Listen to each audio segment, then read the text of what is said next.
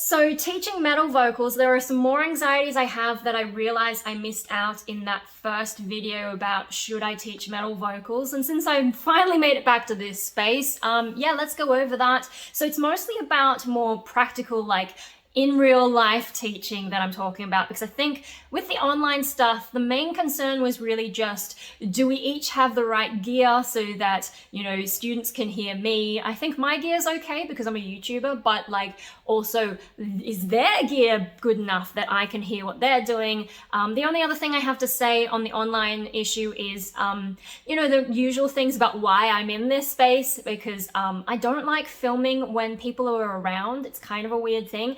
And similarly, I don't like making phone calls when people are around. Like I have to retreat to my room and, you know, wait for a bit of peace and quiet and everyone's distracted and then I can make the phone call. Phone calls are weird.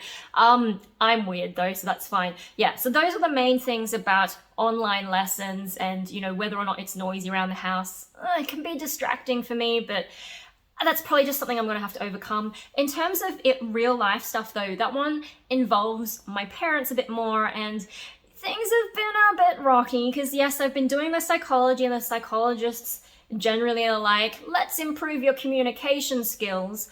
But it turns out my communication skills are fine, and the reason I don't communicate is because they can sometimes take things badly. Even if I have a good idea, they tend to react not so great, and depending on what it is, like I feel attacked, and yeah, even if it's a good idea, it takes them a while to come around. And it's like, you know, with my schizoid issues and also some of the sleep problems I've had because I live with a disabled brother, intellectually disabled, so he just yells like crazy first thing in the morning. Yeah, sort of fighting for some more concessions in terms of how we manage noise in the morning. Every concession pretty much I've had to have a bit of a fight for, and I just don't have energy to go through that all the time. So then if I come to my parents and I'm like, hey, I'd like to teach metal vocals in your house, because it is their house, it's not my house, I'm just the kid, I live there. So, you know, like, first of all, there's that whole thing of asking them, can I have strangers come into the house? Which might be okay, but then, I don't know what they think of the metal scene, and there are some strange people in the metal scene. We're all kind of strange here because we're not part of the mainstream, so I'm not sure about that. And then in terms of like the room itself, so it's not a terrible room. I'm talking about the studio space. I've got my art and my music stuff in there, and it's actually the first room when you come in the house. So it's not like people would have to come heaps into the house. It's just the first room. It's like my old singing teacher had at her old place when I went to lessons there. Is I would just go in, first room is the space that she teaches. So yeah, like it's kind of good in that sense, but there are a few issues. First of all, there's the bed in there. It's my brother's old bed because that used to be his room. And it's this huge double bed or queen size bed or something. It takes up a stupid amount of space. And like apart from this space issue, I think it's also like not professional to bring someone into a room and there's a big bed there. I don't want people to think that I'm up to something shady as well. And then, you know, I don't want people to get the wrong idea. So there's that kind of anxiety. It would be much better to just have a couch. Like while it's just me in the space, I do kind of use it like it's up against a window and there's some nice light coming through, and so I can use it as a reading space, but it doesn't have to be a bed. Why can't it be a couch? And the other thing about that bed is like one of the issues, one of the reasons I can't use my studio space at the moment is because my cousin is staying there, and then also my aunt will be coming from Japan soon and she'll be staying in there too. And you know, when we set up this whole thing, my parents were like, oh, we'll just keep the bed in there so that like occasionally when people need to stay over, they can go in there and you'll still be able to do all your stuff, which turns out to have been a lie. I have not been able to do my stuff because of how completely the room's been taken over. It just feels wrong to have that. So, you know, first I'm gonna have to have an argument with my parents about getting rid of the bed. I've already talked to my brother because I can talk to him. He's a safe person to talk to in terms of my emotions, and he actually listens to me. Even when I've said like really difficult, morbid things for him to hear that are quite upsetting for him. Like I'm so dead inside that I can just talk about my depression and it's fine, but you know, he's a guy who loves life, and yeah, it's hard for him. Like, he genuinely cares about me. So when I talk about how I'm not enjoying life, and I haven't for, you know, a long time now, I'm gonna try not to get too upset. You know, like, he'll listen and he feels sad, but he's still supportive and he doesn't get angry at me. So I've already talked to him about it, and he sort of agrees, like, yeah, I can see what you mean. The bed is kind of intrusive. Like, he wanted to keep it in case, like, he wants to move to a new place and take that bed instead of the bed that he's got now. But yeah, like, he gets that it is an imposition, and also, like, I have to spend my entire year in that space with this bed that is only going to be used occasionally. Like, it's a bit unusual that my cousin's here for a few months. But yeah, like, I have to put up with that bed for ages, for the brief occasions that someone's going to intrude on my space. And it's a bit like, why do I have to put up with that? I don't know, like, I don't know if I'm being unfair, but it just feels like if this is a space that was supposed to help me psychologically, and then I have to have that, and not just the bed itself, but the bed being there means there's this constant threat that someone is going to come and stay in there and completely throw off everything. Because before that studio space, I had a weekly routine with my old studio space doing my art, which I haven't been able to keep up. And if there's a chance that someone's going to be in there, I don't, like, you know, I feel like at any moment my creative flow can be disrupted by someone external. And like, the only person I feel like who would really stay there is like family from Japan, which is rare. If it's like my Western family, we've got other relatives who have better spaces that no one is using that people could stay in. So it's like, why do I have to make that sacrifice? I feel like I make a lot of sacrifices and I just take it because I have the glass child trauma, and so I've been conditioned to accept a lot of crap. So yeah, I'm gonna have to have a bit of a fight about that. And I'm kind of, you know, it's my parents, like, they're not emotionally sensitive or emotionally intelligent people, and so when I make requests like this, all they see is just me being selfish, and you know, they don't understand my psychological issues, the depression and so on. And the other thing is, if I'm going to take my creativity seriously, the advice often is that you have to treat it as a business. So whether I'm teaching vocals or whether I'm just doing my own music, whether I'm doing my own art, I need to like treat it more like it is a job, even though it's a hobby. Like, if I want to get serious and, you know, make enough art to do an exhibition, make enough music that I can get back on stage and release music more frequently again, I need to like treat it more in that kind of business-like way. Otherwise, if it's just a hobby that I can do occasionally, it's just going to be something that I keep pushing to the side. A bit like my poetry book, which I still have been proofreading for like the past 2 years because I just haven't been treating it seriously, if that makes sense. So yeah, like, if I'm gonna take it seriously, I need to make that studio space like my workspace. It can't be a workspace that someone sometimes sleeps in. Do you know what I mean? Like, it's just, I need to get rid of that bed, and I need to figure out how the hell I'm going to talk to my parents about it. I'm thinking when my godmother gets back, maybe I'll talk to her and yeah, potentially have her and also my brother there, so that when I talk to my parents, and if my parents get a bit aggro, I mean, I think they're less likely to get aggro when those two are around. But if they do, and if I shut down, because I can shut down if things get a bit much, then they can advocate for me, hopefully. So yeah, that's a thing. There's the bed issue. And then there's a few other issues with the room. So one thing is like, I live in a really old house, and so it has these really old windows and a couple of like sections, like, you know, it's not like a big pane of, sorry, it's not like a big pane of glass. It's like got like little sections of glass, and a couple of those sections have fallen out. And we just kind of over the years patched them up with like cardboard and tape. And that was fine when like we were kids and my brother, being a boy, would play with like rugby balls and soccer balls in the house, and they would hit the glass and knock another panel out. And so like, why get them fixed when you've got an energetic boy in the house? Like, things are going to break, and if you can just patch it up, she'll be right, mate. Bit too Aussie there. Yeah, but so what I've noticed though when I go in is because it's cardboard and it's not like proper glass and it's not sealed properly, you can actually hear all the traffic noise. And if I'm gonna have someone coming in to do lessons vocally, you know, like I'm fine doing my vocals these days, but I remember when I started, it can be quite confronting to make loud noises in front of other people.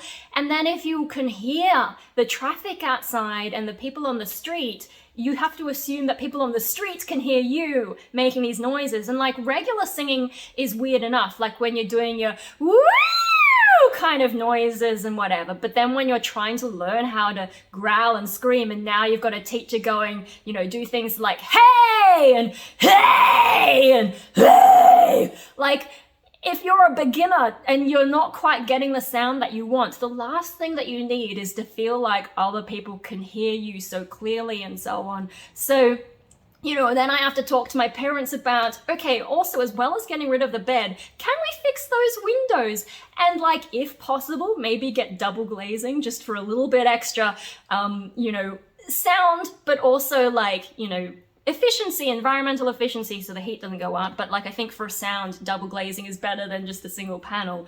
And then depending on how big job that is, I don't know, like I could offer to pay for a bit, but then it's not like I have a huge amount of money, so gotta have that conversation too.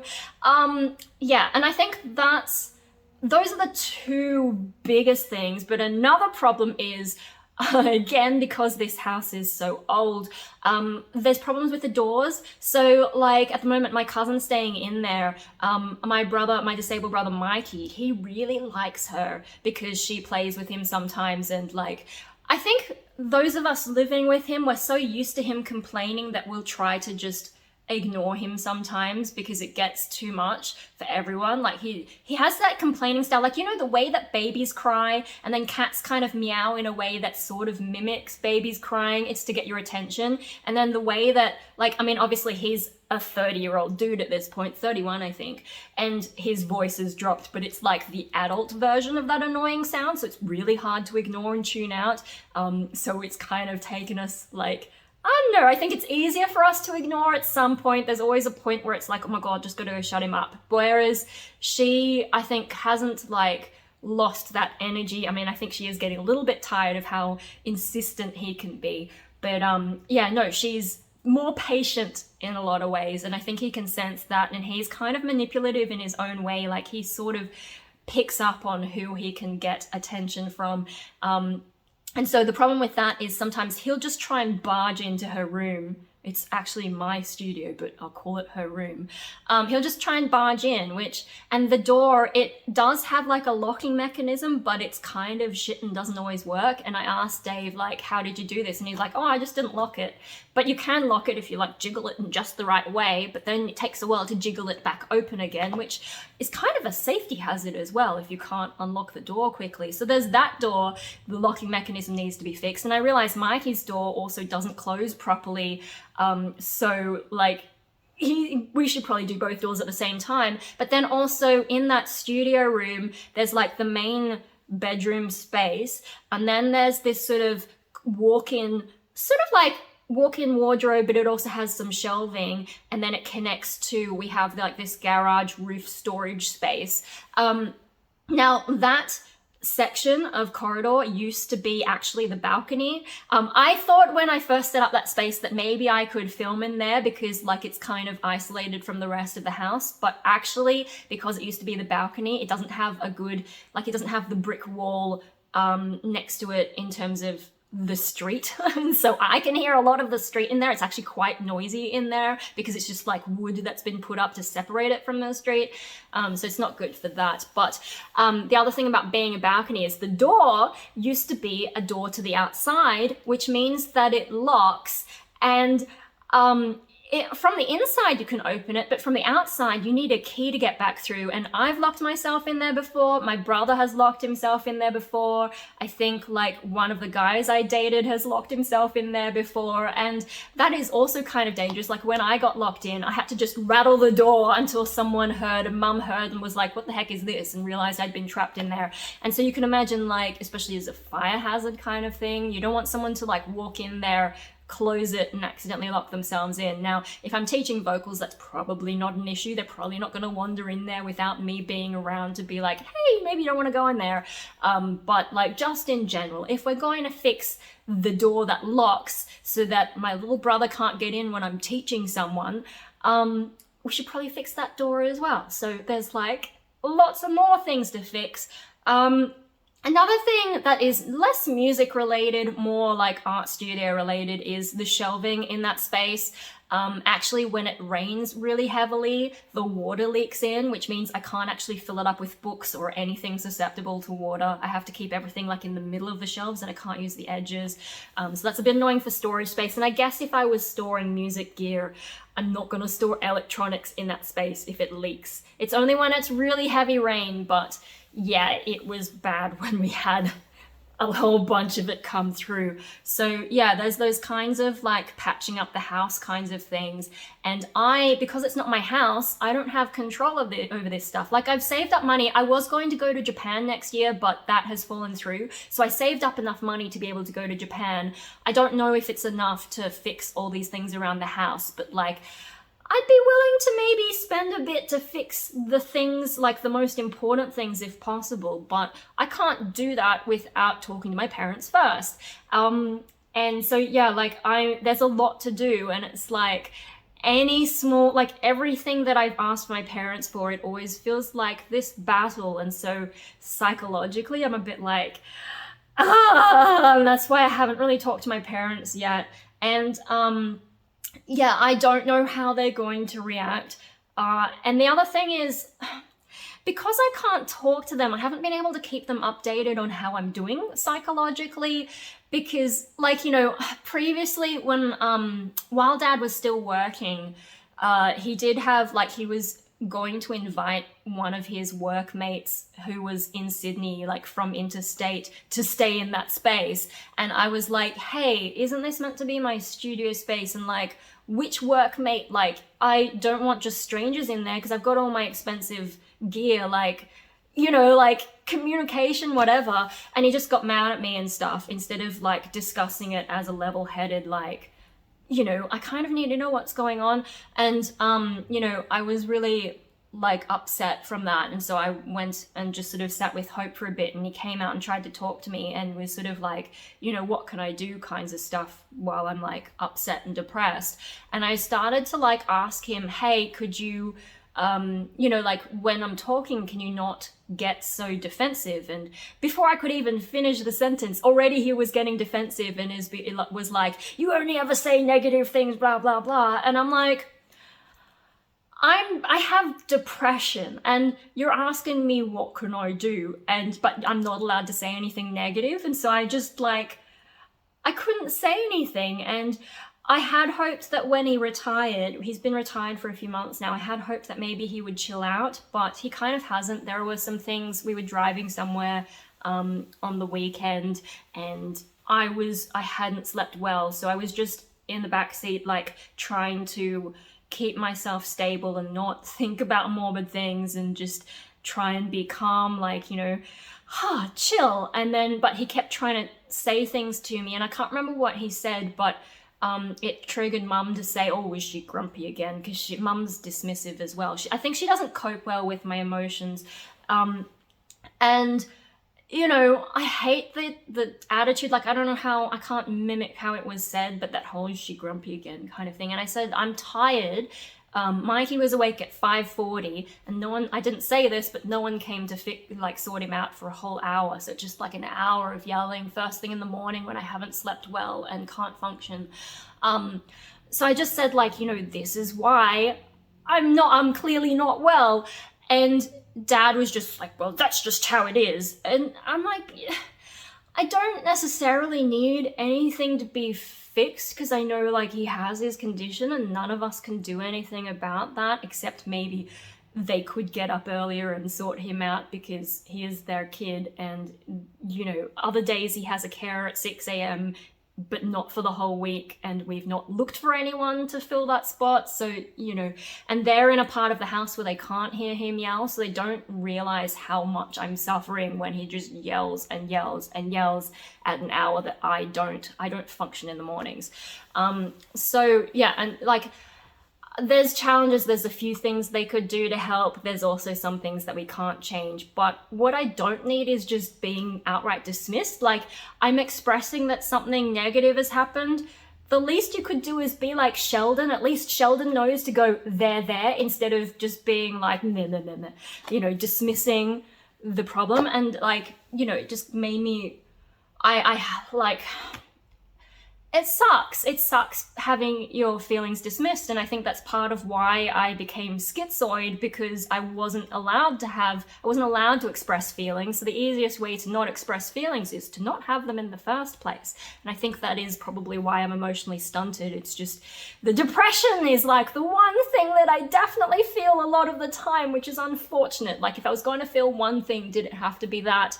But I guess depression is trying to tell me that there's something wrong with my situation. So it also makes sense that I experience it despite not experiencing other stuff. But I don't know, it's fucking complicated. You'd think that I'd shut that out if my brain really didn't want me to suffer, but whatever. Anyway, so like, yeah, if I try and talk about some of this stuff, they'll just shut me down like that. But no, I was talking, trying to get back on track, like in terms of sleep.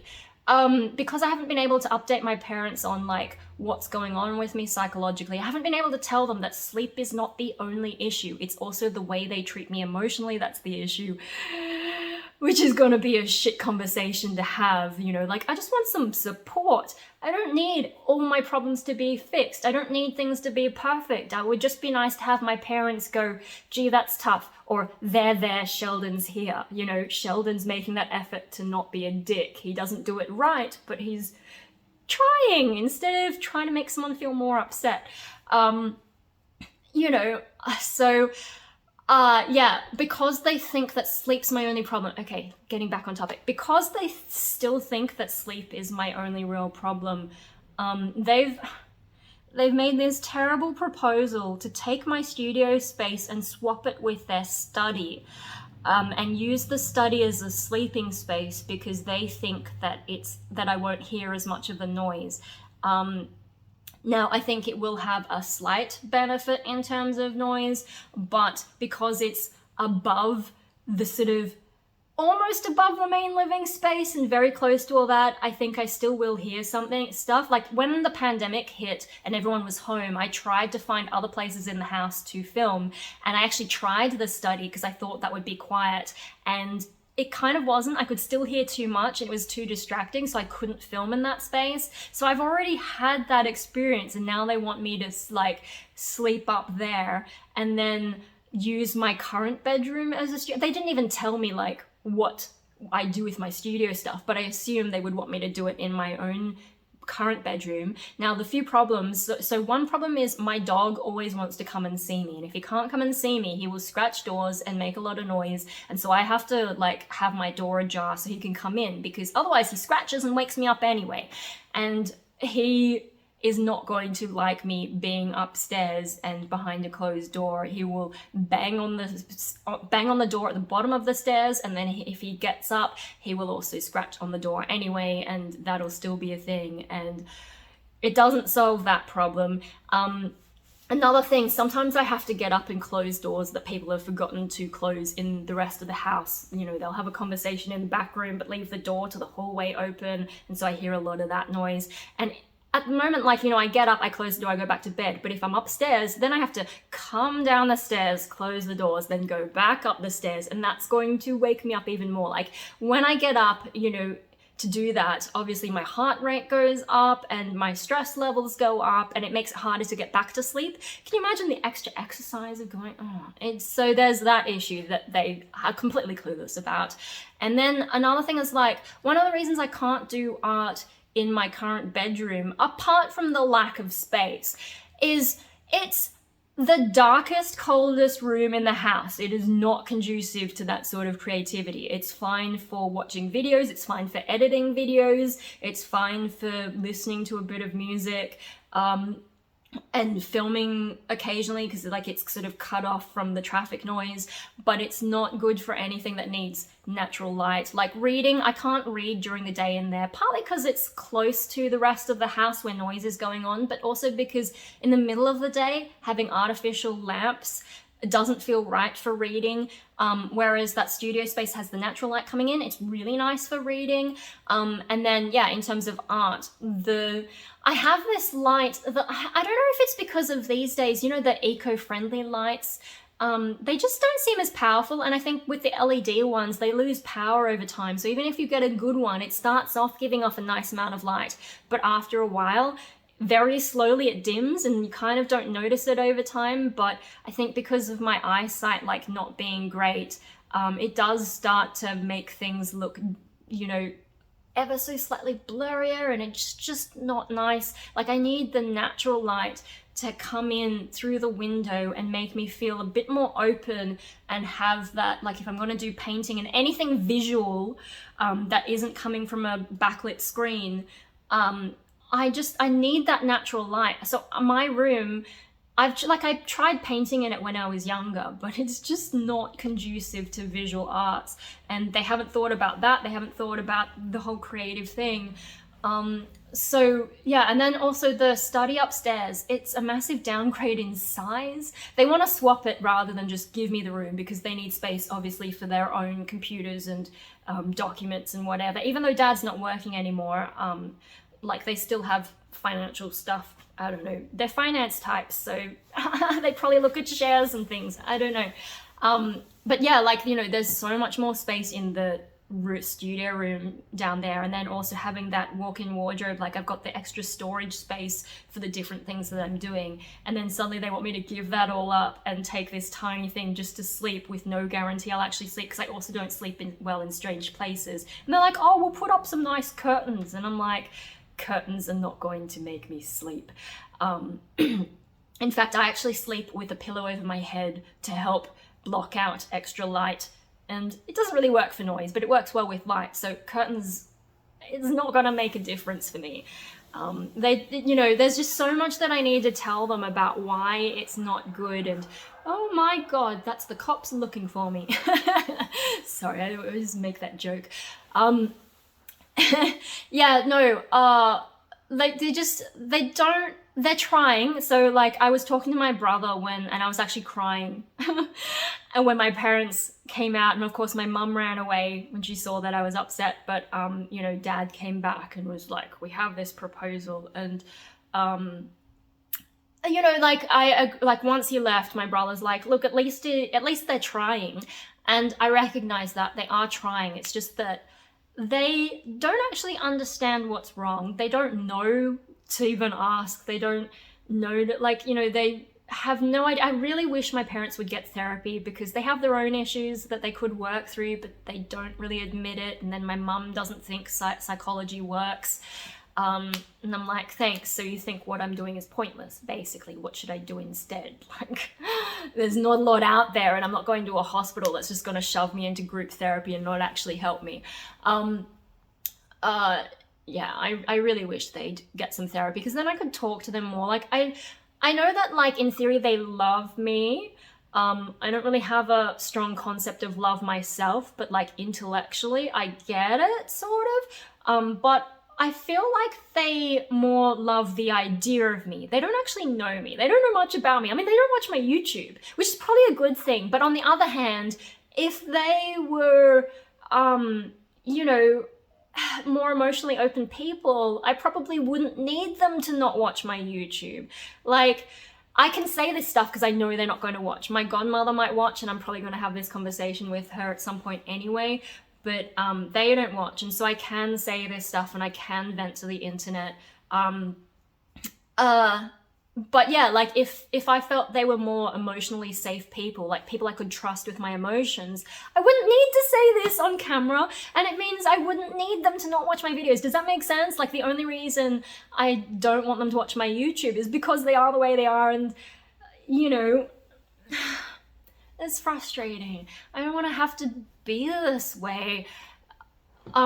Yeah, so that's a bit of a ramble about some of the difficulties with teaching people in real life in terms of like the practical side of things. I mean, there is still also, like I've talked to my psychologist and my psychiatrist about this, and my psychiatrist, I think he still doesn't think I have schizoid because I can talk about stuff. And he's like, oh, well, you're gonna be like involved with people. And I'm like, yeah, look, I didn't say this, but like, you know, it's not like I'm super thrilled about it. I'm just thinking about the idea of teaching. I haven't thought about the practicalities of like having to connect with someone well enough to be able to teach them who I don't like. I've only taught friends and family, like people I already know and I'm comfortable with. I haven't actually put much thought into teaching a complete random. And so he's bringing that up kind of like as an argument, I guess, to sort of say, like to imply that I'm not schizoid enough. But honestly, it's not something I thought. And so now I get to be anxious about that as well. Like, yeah, how would I do? I don't know. I'd probably just mask like I always do and figure it out. But that is something else to consider. But yeah, I won't talk too much about the psychiatrist. Anyway, yeah, no, that's just like, I'm sorry, the lighting's getting a bit weird. I think there's clouds. Yeah, there's a lot to think about and set up in terms of teaching in real life, and then conversations with my parents. And even if I don't teach in real life, there's some of that to set up. Oh, and one more thing. Okay, because I'm an internet person, and even if I wasn't an internet person, to be honest, like, I think this is more of a problem because I'm an internet person, but just like inviting any strangers to our house, there is also the security issue. Like, you know, obviously I don't want to be doxxed, and giving people my address does kind of open that up a little bit more. Thankfully, I live in Australia and I'm not super controversial or anything on either side of politics. But, you know, like Australia's still a big country. There's still space for the types of people who might want to cause me trouble. So there's that. Also, heavy metal being a more of an underground alternative kind of community. I don't know exactly what kinds of people I'm going to interact with. Like overall, I feel pretty safe in the metal community, but you know, when I used to be going out, people are pretty nice and kind of open people. But there are every now and then, you know, people who are a little bit like, yeah, okay, not exactly the people that I want to invite to my house. And then, you know, never mind some of the interpersonal drama people have. I've tried to keep out of that because it's just too much. Like, people will tell me something about someone and I'm like, well, they haven't done anything to me, so you know, should I judge based on someone's second-hand, third-hand account? I don't know. I don't get involved in that kind of stuff, and if someone's nice to me, I be nice back, you know? But yeah, like, there are occasionally strange people, and not strange in the good way. So there's that. There's sort of the issue of, like, inviting people over. So the other conversation I've got to have is whether or not we install like some security cameras. I think actually my parents would be open to that because, you know, they've seen sometimes on TV a few things and they've asked me about it, and I'm like, yeah, maybe, it depends. But, you know, my godmother, like in this place that I'm filming right now, they've got a security camera out the front, and so it's kind of fun to like dance in front of it. Although I'm not sure if it's always on. I think maybe like a light has to be turned on for it to actually be filming. So I don't know if sometimes I've been dancing and they haven't seen my beautiful dance moves or the little outfits that I wear. Anyway, but the point being is they have a camera, they have experience with it, and they could maybe recommend whether it's been worth it and whether that's something we should do and how they got it installed. But yeah, so that's another thing. Just in case like anyone does turn up who is a bit shady, then we would have that to be able to show to the police, for example. But if I talk about that, then they might also get nervous about me having anyone over at all. So I've got to have that conversation as well. And yeah, it's frustrating. And I am a bit like apprehensive and reluctant to initiate the conversation. I mean, you know, with my parents suggesting that we swap the studio for the study, all I said is I have a different idea, but it's too much. I don't want to talk about it right now.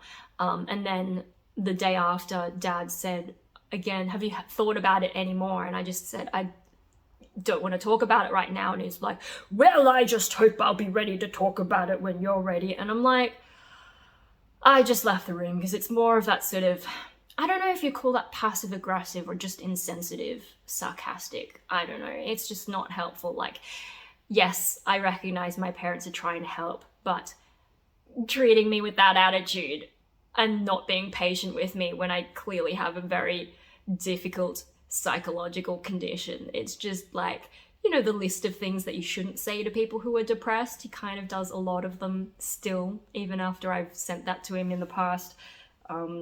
Yeah, and he also sprung it on me out of nowhere. I'm just like, I'm not ready to have the conversation.